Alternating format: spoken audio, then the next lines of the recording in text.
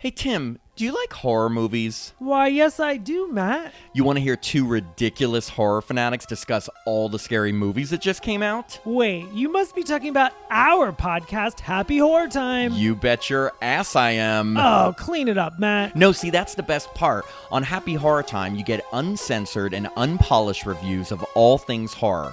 We find all the latest releases, we watch them, and then discuss them in our real talk kind of style. AKA, we're crazy. That too.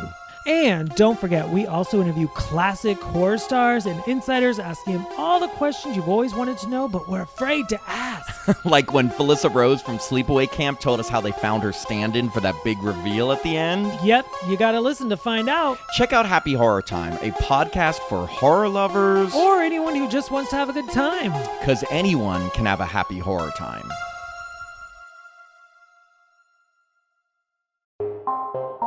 The Oracle Network.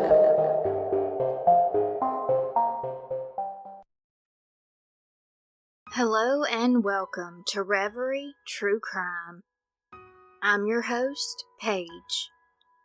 Today it's time to wrap up the series about Amanda Pierce. Kimberly, Amanda's sister, needed an understandable break from helping me with these episodes. And it is so hard on families a lot of the time to relive these traumatic events. She's doing a little better each day and is realizing that justice may not be how she wants it to be. I told her I highly believe in karma. We may never see it, but you cannot get away with something so heinous and live a life of happiness and bliss. Everyone involved will have to live with that, and we all know what happened. So today's episode is a wrap-up for now of the series. I really do hope that one day I will be able to come back and say Amanda's case is reopened. I won't give up hope on that, but if it doesn't happen, we all can come to a common sense conclusion about what happened to Amanda Pierce that night. Let's get started. Kimberly and Justin left the meeting, which was played in part 6, at the Sherman Police Department, totally frustrated. They wanted more. They had hoped for so much more, but at the same time, they were aware going into the meeting that they would not change their stance regarding Amanda's death. The Mullens respectfully disagreed with their opinion and thanked them both for their time. Even though that meeting did not go in the direction of reopening Amanda's case, their words revealed much about the integrity of Grayson County law enforcement. It became obvious they were aware, or if they weren't aware initially, they were made aware that Amanda's case was mishandled. Here are a few facts from that meeting. Sherman Police Department relies heavily on the medical examiner's autopsy reports to close cases. Not any type of investigation or adhering to policies, procedures, and laws. Sherman Police Department relies heavily on the medical examiner's outcome in court. The suicide ruling was solely based on Amanda's mental health history. There was no suicide note, there was no indication that she wanted to take her life at all. Witnesses actually reported the complete opposite. Amanda did not want to die. She was doing everything to keep herself alive all that day. It was nothing other than her history and words from her abuser, who happened to be the only one that saw her, quote-unquote, hanging. Chief Flores said, quote, "We had responded to her mental health multiple times. See what I'm saying? More than once.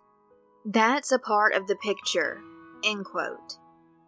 Nothing more to back up their suicide ruling. Once again, I will say, just because she had mental health issues like so many of us do, does not mean she was incapable of being murdered. If I am ever killed by the hands of someone else, and they said because I had attempted suicide twice before, that I had depression, PTSD, and anxiety, which are all true, would they write off my possible murder as a suicide? That is so scary to me that law enforcement can get away with that. That's not fair, and someone's past with mental health should not be held against them, and it should be investigated thoroughly no matter what. Also, as I have pointed out in past episodes, Grayson County law enforcement leadership is allowing an investigator to falsify documents, fabricate witness statements, lie about evidence collection, and commit perjury in official reports.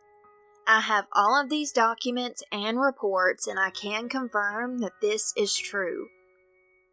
Chief Flores also admitted that Detective Jeff Jones apparently did not follow the best investigative practices, that Amanda's death could have been a homicide. Chief Flores said it's not 100% homicide or suicide and would not defend Jones's work. However, Jeff Coate did as his supervisor.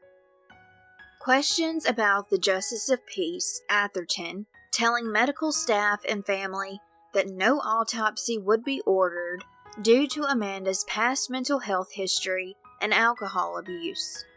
Chief Flores said it's not uncommon for Sherman Police Department to have situations to fight for autopsy, despite state laws outlining precisely how that process is supposed to be done.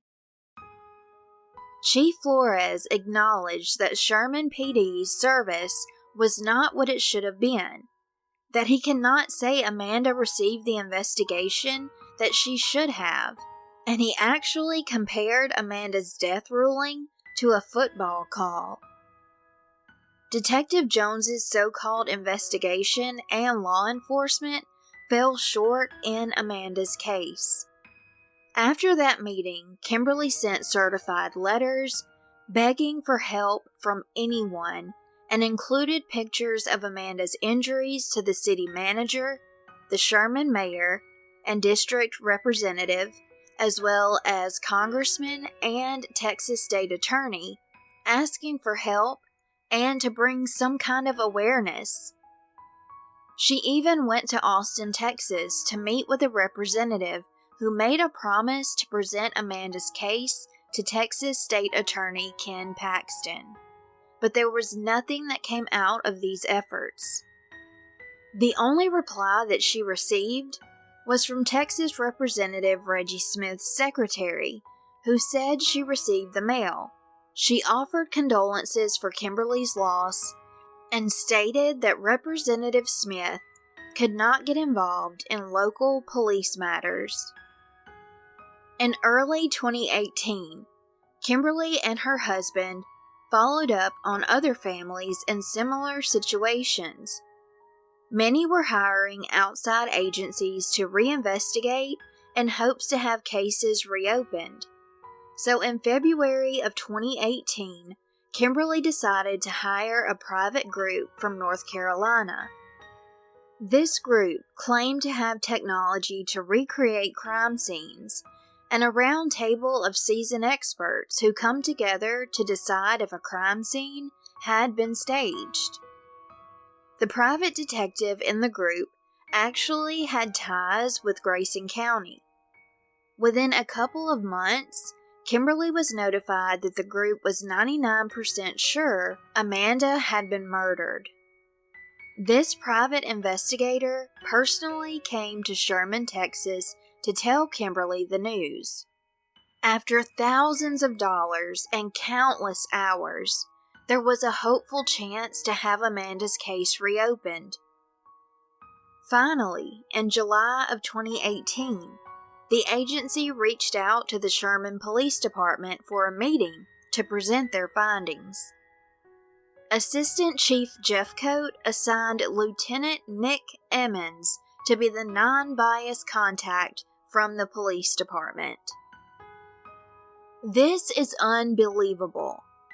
Detective Jones's supervisor, Jason Jeffcoat, who is now the Assistant Chief of Police, assigned one of the first 2 responding officers on the scene to be the liaison between a private investigation agency hired by Amanda's family to be an unbiased contact.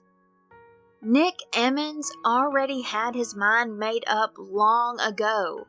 There's no way he was unbiased. Kimberly did not want this meeting to happen, so she completely shut it down. It was apparent that the agency representative was not prepared, so she fired the agency. She also contacted Nick Emmons, and he agreed to recreate the crime scene to ease Kimberly's concerns and answer their questions in August of 2018. This part is what led to the phone call with Nick Emmons that I played in a previous episode. I will link that episode in the show notes if you need a refresher of the phone call. The recreation, in my opinion, was so terribly done, and Kimberly is not convinced by the videos and pictures that she was sent. And I'm definitely not either.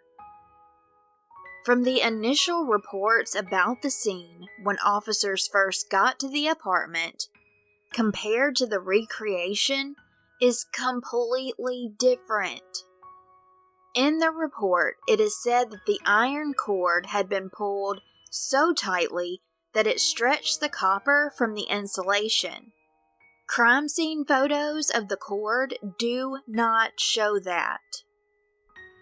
Brayan claimed to have broken the cord of the iron with his bare hands.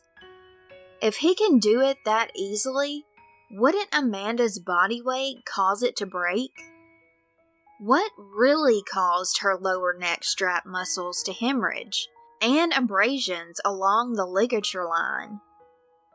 The cord was, in my opinion, clearly cut and not broken.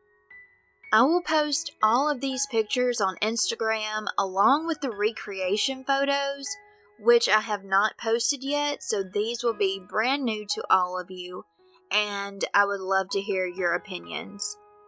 So if you saw the initial pictures of the cord tied to the clothing rod, that cord was so loosely tied to that clothing rod on the left and the right, and there were absolutely no knots around her neck, nor was it a loop around her neck like a noose.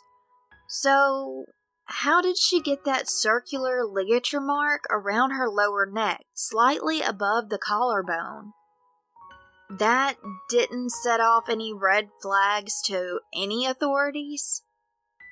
In these photos, you'll finally see the way the cord was claimed to be in a crisscross position on her neck, not around her neck at all.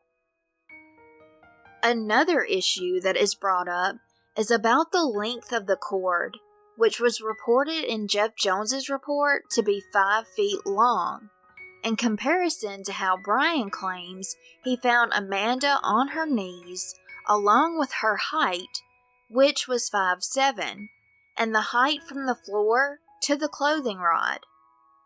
None of the measurements add up to the injuries sustained. She would have had only 2.5 feet of iron cord to use once the 5 feet-ish was tied at 2 points on the rod. So David, the co-worker, friend, and neighbor of Brayan, claims that Brayan lifted Amanda up and broke the cord. So that means Brayan actually had the ability to hold Amanda up and break the iron cord with his bare hands at the same time. The number of injuries and marks on Amanda's neck insinuates to Kimberly and myself, to be honest, that the cord would have been twisted 2 or 3 times for those marks to be created. The biggest part of this whole case that has me in utter disbelief is that the authorities and doctors are taking the word of an abusive boyfriend over everyone else's statements. This man's usual form of physical abuse was choking Amanda. He definitely physically hurt her in other ways, but he constantly choked her. That very day, she told her friend Amber, quote, "He said he was going to choke me. If he does it again, I'm afraid I won't wake up." 2 to 3 witnesses also told Jones that. How is this even allowed to happen, that police and others take the word of someone like this? Brayan was a known abuser, and the police knew it. Officer Boyle knew Amanda's dangerous situation and about Brayan's warrants. Brayan lied in his statements and the detective lied in reports, making statements that were not even said. That is absolutely horrifying. So get this part. The detective wrote, quote, "There were also marks around her neck consistent with electrical cord being wrapped in a loop around her lower neck, then going vertical behind her ears. This is consistent with the cord found at the scene and being tied to the closet rod with her kneeling down." The first sentence said that there were marks around her neck that were consistent with electrical cord being wrapped in a loop around her lower neck. Sir, the cord was not looped around her neck, so is that not suspicious to you? You don't think for 1 second that Brayan possibly strangled her with the cord first? Oh, and I have to acknowledge how they constantly want to bring up the fact that she did not have defensive wounds. Well, with a blood alcohol level of 0.384, I'm sure she couldn't fight back, and she may have even been unconscious fairly quickly if she were being strangled by the cord before possibly being strung up to a clothing rod to make it look like a suicide. So let me just entertain the absurdity of what the detectives and authorities are saying about the loop around the neck, with no knot to even keep the loop in place. But let's just look past that and play pretend, since a lot of pretending seems to be going on. So she's sitting on her knees, a 5 feet long iron cord loosely tied to the clothing rod, and somehow, magically, around her neck, without being tied off like a noose or even wrapped around more than once. How would it cause that much damage, considering her height? I could literally go into my closet right now and do the same thing, except I'd actually loop it around my neck, unlike how Amanda was found, and I'm only 5'2". I would tie it to my clothing rod very loosely, sit on my knees, and nothing is going to happen. If the cord was even tight enough, or I was very drunk, I might pass out at the most, and this is just my unprofessional viewpoint and opinion. But Amanda's injuries were below her hyoid bone, and nothing around her jawline, which is important to note and can be seen in the photos. Her lower neck strap muscles were hemorrhaged and abrasions along the ligature line. In the report, the detective, who is no longer credible in my eyes at all for reasons in past episodes, said, quote, "I applied fingerprint powder to the iron and could see some palm impressions along the handle of the iron and a tip of a finger along the side of the iron. I was able to lift these. However, it did not have enough detail for comparison and was smudged. There were no usable prints located on the box cutter." End quote. For good reason, the family does not trust the detective's analysis at all. He personally did this himself and was already sticking to his narrative of suicide. The family states that they feel a lot of pressure must be applied to cut an electrical cord, especially if the person cutting it has a blood alcohol level of 0.384. Pictures and video of the recreation of the scene were sent to Kimberly, and they were not done with her present. Authorities claimed that the cord they used for the recreation was the exact same length as that of the one found at the scene. Looking at the photos, this cord they used for the recreation looks much longer than 5 feet. You can also be the judge of that when you see these photos. Kimberly questioned the cord length used during the recreation, and she requested to see the original cord taken into evidence from the scene to measure them both and take more detailed pictures, and they said no. Why? Sherman Police Department admitted they were so-called crappy photos. Kimberly is 5 feet tall, and I have a picture of her standing next to the actual clothing rod that Amanda was claimed to be hanging from. This clothing rod in the recreation seems much taller. They denied Kimberly of seeing any of these props for herself, and even debated on releasing the video and photos in the beginning.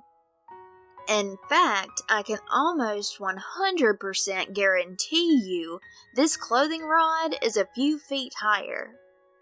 If the dummy they used for the recreation is almost 6 feet tall, if you stood the dummy up, that clothing rod recreation would be a little over 6 feet tall by my guesstimation.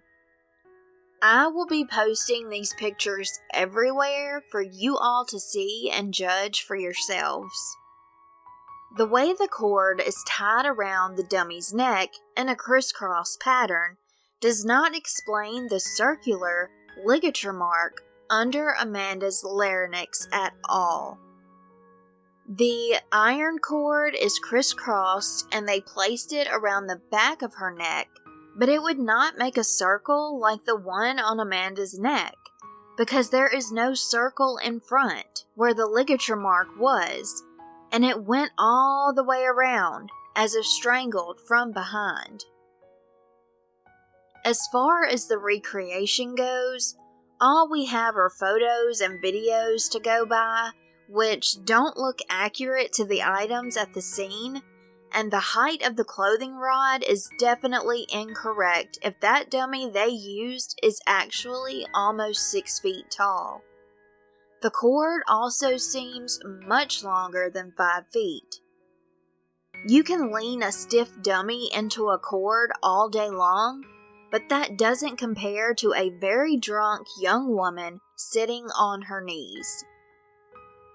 As far as Brayan Espana, which is his alias that he goes by, and I'm not sure if anyone knows his actual birth name outside of his family, but in past episodes I talked about him being seen by the neighbor on Sunday afternoon while his girlfriend was on life support, and he was carrying an envelope under his arm, got into his vehicle, and he was never to be seen or heard from again. Well, if any of us are going to be active on social media, it's not hard to find where any of us are, especially if we are using the name that we all know each other by. So, according to his social media, where he fled to was Guatemala. So, the excuse given to Amanda's family by then Assistant Chief Dean of him fleeing because he was scared that he may get in trouble for being in the country illegally or be accused falsely is just another way to make this all fit the theory that they want. Why really flee to Guatemala now?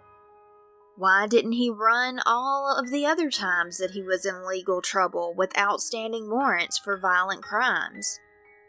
Caught in action, beating your girlfriend's face in by an officer driving by. Nobody in law enforcement seems to think it's odd, which I find it odd that they don't think it's odd. In October of 2018, Kimberly had some brief communications with the newly appointed district attorney, Brett Smith. He said he was aware of Amanda's case and their concerns, but there was nothing he could do unless any new evidence happened to come up. Kimberly and her husband decided not to go forward with a face-to-face meeting with him. Amanda's family continues to tell her story whenever and however they can, not only to bring awareness to this gross miscarriage of justice and hopes for a new investigation, but also bring awareness to the lethality of domestic violence.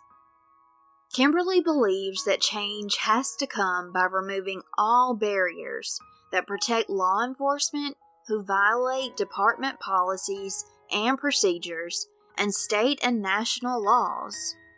Real accountability.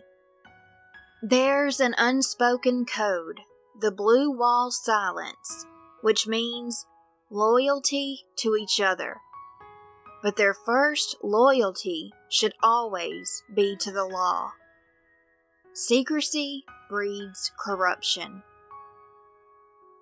I will leave you with this piece from Kimberly's blog, thepainofInjustice.wordpress.com. It's about Amanda's memorial service and the words that she spoke that day.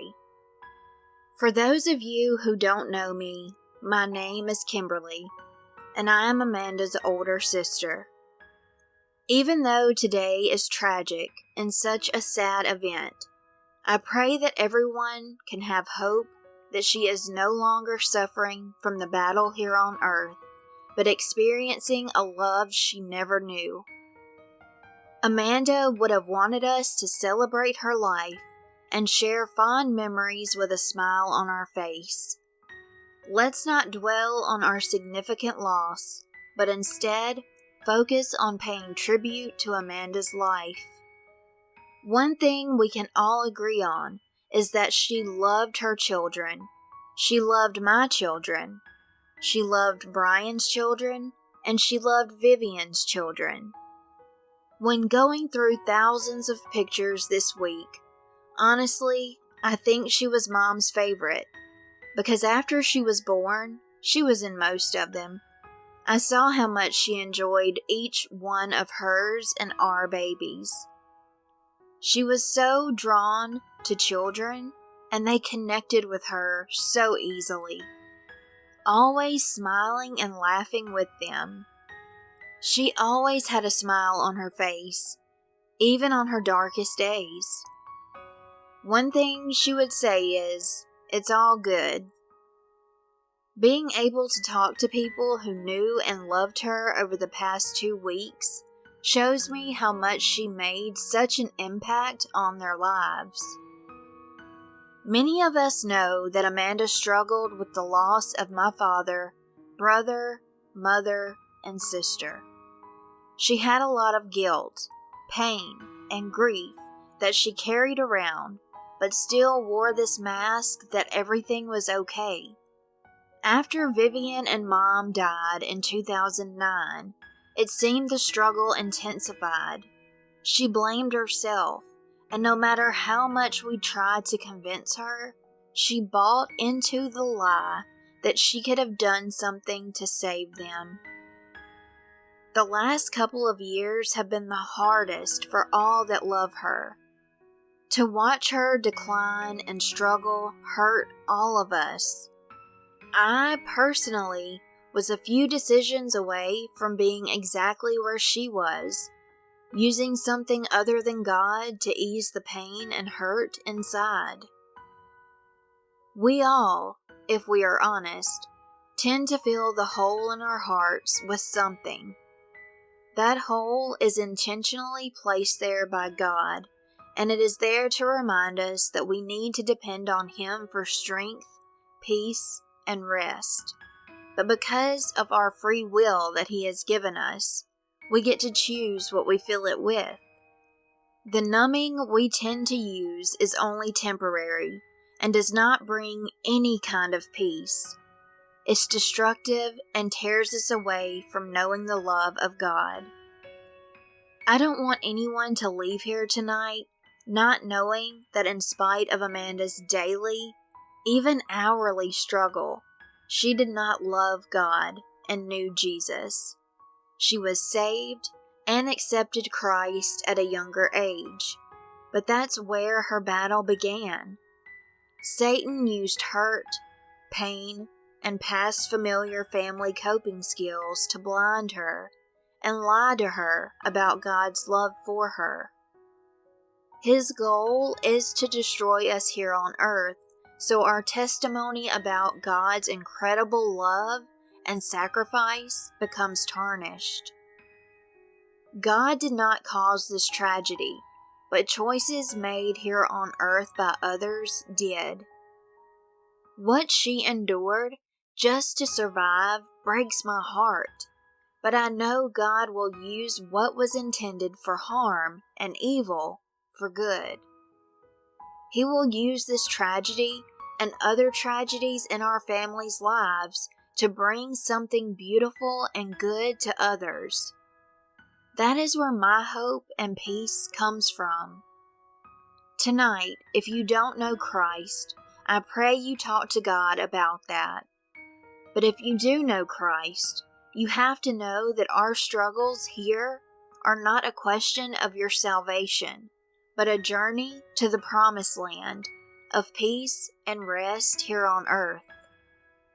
We don't get saved just to hold our breath and get into heaven, but to live under promises made to us throughout the Bible. The Bible is a love story to us. I have heard 100 times, "How do you deal with so much death and hurt? You are so strong." The Bible tells me that when people ask you, "Where does your hope come from?" that's when I'm supposed to tell them about God and what He has done for me and about my journey. Let me tell you, it has been a journey to realize how much God loves me. His love for me never changes no matter my mistakes or decisions. My perception of that love is what has changed. You only know love and can give love to the measure of how you are loved here, starting with your earthly father and mother. No parent is perfect, but how you love your own children starts that journey. I have forgiven my father because I know he loved us the best he knew how. The love he showed my son Cole and all his other grandchildren still amazes me.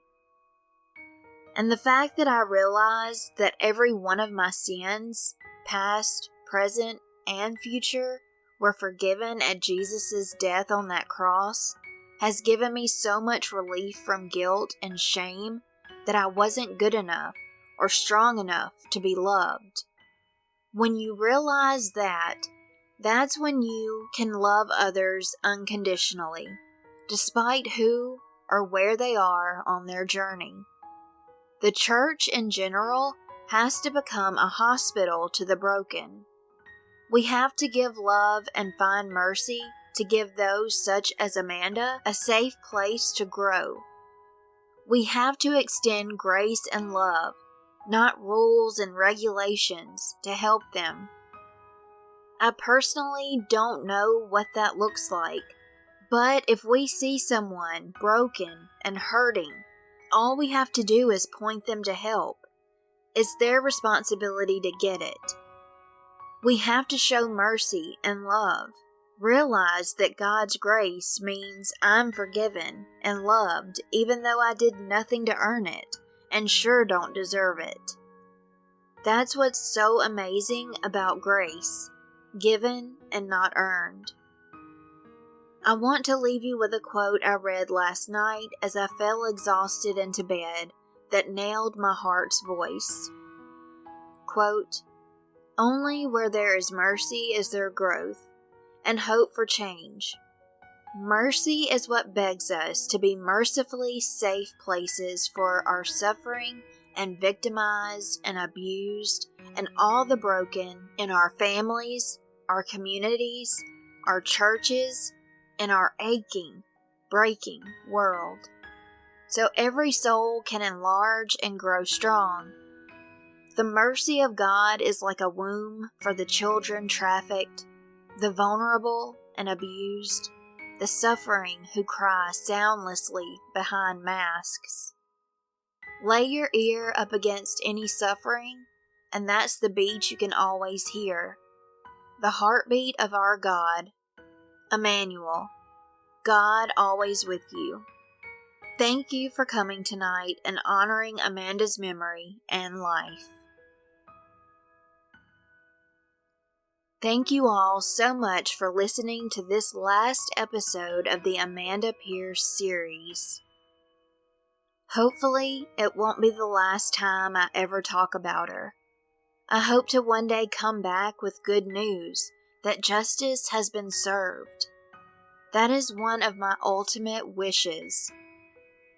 I'll have the numbers and emails of important people to contact so you can ask them to reopen Amanda's case. Have the case investigated by investigators that may not know of her case and don't have any bias whatsoever. Amanda did not take her own life. I have gotten to know Amanda very well through her sister Kimberly, and I can say with complete confidence, Amanda Pierce did not hang herself. She had a plan to leave. She was not out of the apartment at the time Brayan said he wanted her out. Brayan said that if she was not gone by 7 p.m. that he would kill her. And it is my opinion that he allegedly strangled her first and then set this up to look like a suicide.